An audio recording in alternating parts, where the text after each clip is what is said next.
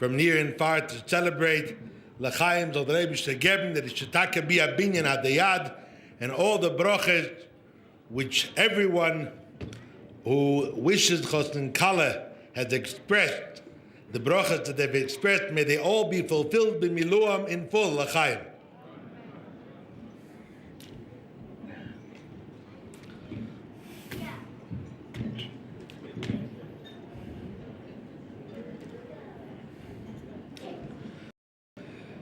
We're on the threshold of the beginning of the month of Adar. In fact, this year it's a double Adar.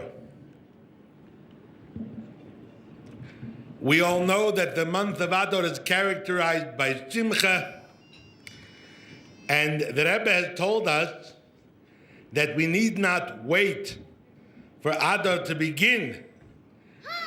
In order for the Simcha to begin, we can already preempt it by beginning the Simcha now, especially since we've already had Shabbos Mevorachim Adar yesterday. We can already begin the Simcha of Chodesh Adar, and this year's double dose of Adar, which in addition to being a double dose, the Rebbe points out that we have 60 days of Simcha. So whatever untoward, adverse, unsavory things might be in the air, they will be bottled b'shishim, they'll be nullified in the 60 days of Simcha of the double Adar.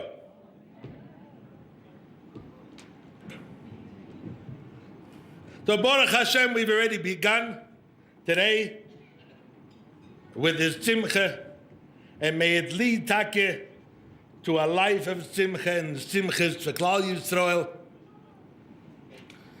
And here I'd like to mention, since it's a special time, and Chosn Kala have a koyach to give brachas, may we all give a bracha for Yidden in Eretz Yisrael who find themselves in an especially difficult matzav, that from this Simcha there should come forth a bracha for Yidden in Eretz Yisrael, but to Klal Yisrael, that the Eibishter should have rachmanas on them, and they themselves should have rachmanas on themselves, and all the gzeiros should be bottled and take bottle b'shishim l'chaim.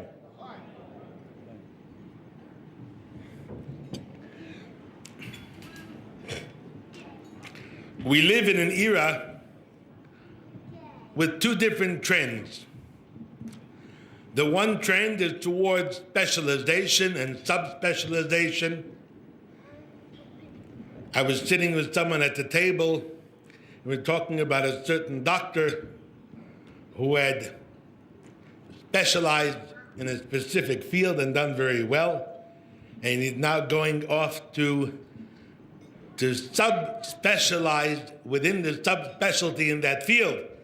And I was reminded of a particular cartoon that I saw of a fellow going into a clinic, and the signs as you walk in the door say the eye clinic to the right, ear clinic to the left, nose and throat straight ahead.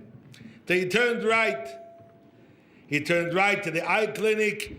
Dr. Schwartz, right eye. Dr. Feldman, left eye. Subspecialization. We know exactly what, down to the most minute quantities, what makes up the different parts of a human being, the different parts of the physical world, and we're digging and trying to pick it apart more and more. On the other hand, we find a trend countervailing that, and that's to a return toward the more holistic way of looking at things. We're finding it in medicine, we're finding it in the sciences, a more holistic view. Everything is related to everything. We were learning this morning in the Shir, in the Chassidus Shir, we learned that there's a point in a human being where all the koyches are interrelated. And that's why when the Eibishter gave the Torah, the people were able to see the thunder. And they were able to hear the lightning, according to Rebbe Akiva. Why were they able to? Because there's a point in a person's soul where sight and vision are not separated, they're not differentiated yet, they're all together. And there's a trend toward a holistic view of things. So at the very same time that we have all sorts of advice given to couples based on the fact that we managed to split apart couples, and the guy is from Mars and she is from Venus, and for the sake of Shalom Bayis, we kept them apart, different planets. Everybody's got advice taking into account that he's like this and she's like that. So we have, Baruch Hashem, against that, one general piece of advice from Chazal.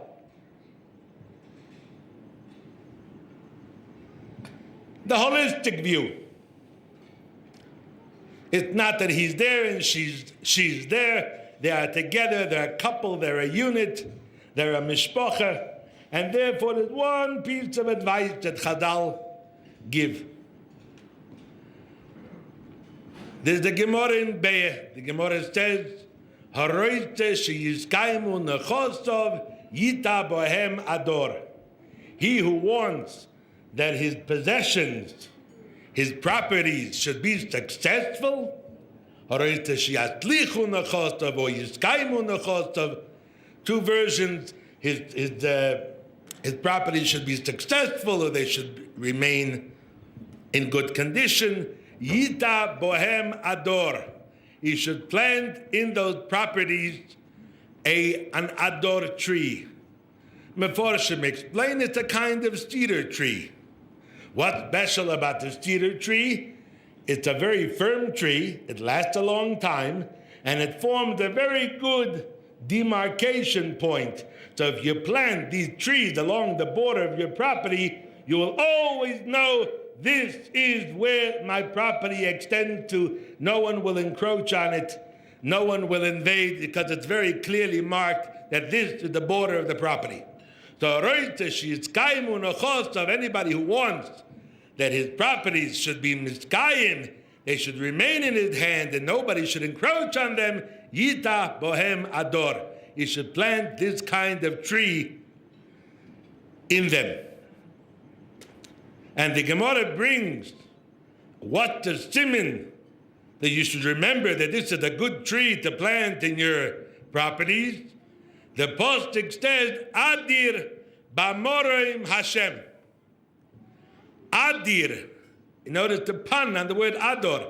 Adir b'amorim Hashem. Hashem is mighty on high. So we see that the word Adir also has the connotation of mighty. So if you want your properties, your possessions to be strong and firm, plant the Ador tree. It has been said that the same is true of a person's life. A person who wants that his possessions should be successful. What can be a more valued, a more valuable, a more precious possession than the binyan adei ad, the eternal edifice which Chosn Kala set up. And the Rebbe wished them in the letter that you heard before that indeed there should be a binyan adei ad al yistoidi hatoyre v'hamitzvah. Should be an eternal edifice. He who wants that these possessions, this edifice, should be miskayim, it should last. It should be successful. Yita bohem ador. He should plant the quality of the month of Ador in the home. Should be a freiliche stub, a lichtige stub, a home where the couple doesn't get caught up in the pettiness of everyday affairs. I want things to go this way and it mustn't be the opposite.